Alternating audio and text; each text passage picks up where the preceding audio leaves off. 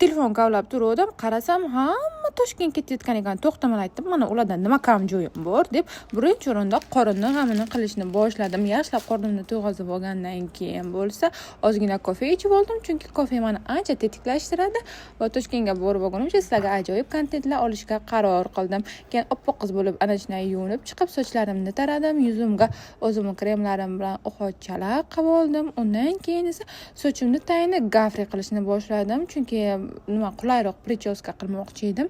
Keyin esa attigagina 6 soatgina yurarkanmiz deb o'zimga qulayroq kiyimlar tanlashni boshladim. Bilasizlar, bizda hozir kuz mavsumi bo'lganligi sababli kunduz kun juda ham issiq, ertalab va namozgar esa sovuq. Shu uchun o'shanga moslab kiyinishga qaror qildim. Bu jenda kiyinadigan kiyimlarim va ustidan mana shunaqangi vetrovkamni ham oldim. Buni salqinda ustimga tashab ketish uchun shunaqangi qulay sumkam ichida ishonmaysizlar, nima bo'lsa hammasidan bor. Shunaqangi qora yangi krossovkamni oldim Miudan va sizlarga hozir nima uchun bu obrazni tanlaganimni birma-bir ko'rsatib o'tyapman. Ya'ni vetrovkamni sovuqqa mamnunday, issiqqa esa mamnunday qilib kiyaman degani.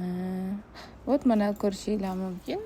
Shu vetrovkamni juda ham yaxshi ko'raman. Toshkentga borgandan keyin ajoyib joylarini bir-ikkita paplanib qilib qo'yganman. O'shoqlarda borib aylanish niyatim bor. Albatta sizlarga ham videolarni ko'rsataman.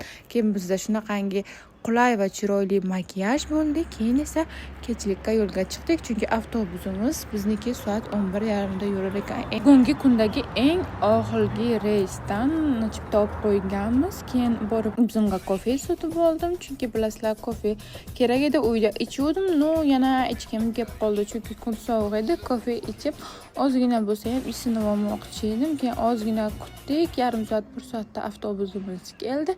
Avtobusga o'zimizni chipta joyimizga o'tirdik va ketguncha mana shunaqangi videolar oldim. Soat 3-4 dan keyin uyqum kelib qoldi. Keyin ozgina uxladim. Ungacha Toshkentga yetib ham oldik.